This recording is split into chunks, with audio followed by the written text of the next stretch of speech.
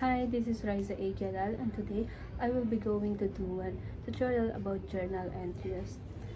This tutorial covers five accounting transactions, and we will learn how to record this transaction using journal entry.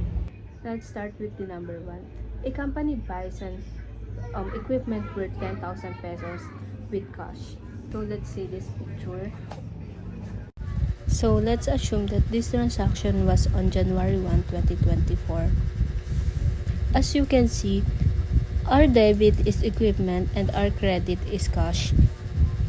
This transaction increased an asset, which is the equipment, and decreased another asset, which is the cash.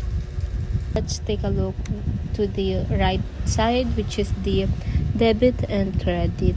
As you can see, debit and credit are equals. Always remember that if you are going to do a journal entry, the debit and credit are always equal.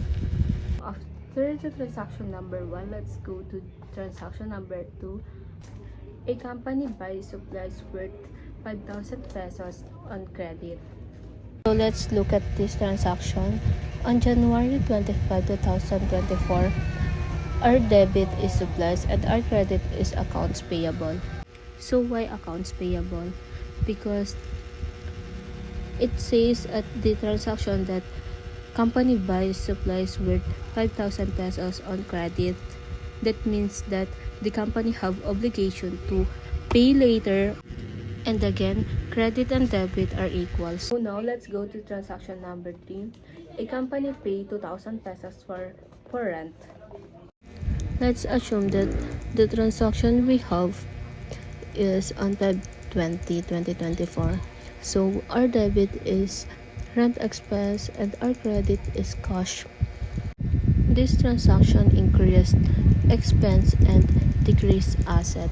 So now we are on transaction number 4. A company received 3,000 pesos cash for service.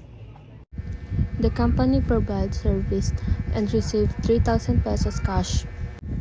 On April 3, our debit is cash and our credit is service revenue. So now we are on transaction number 5.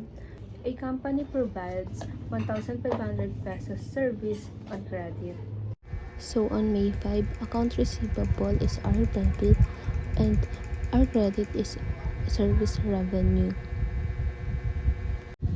Why accounts receivable? Because the payment hasn't received yet. Again, debit equals credit or credit equals debit. Okay, always remember that. Love ya.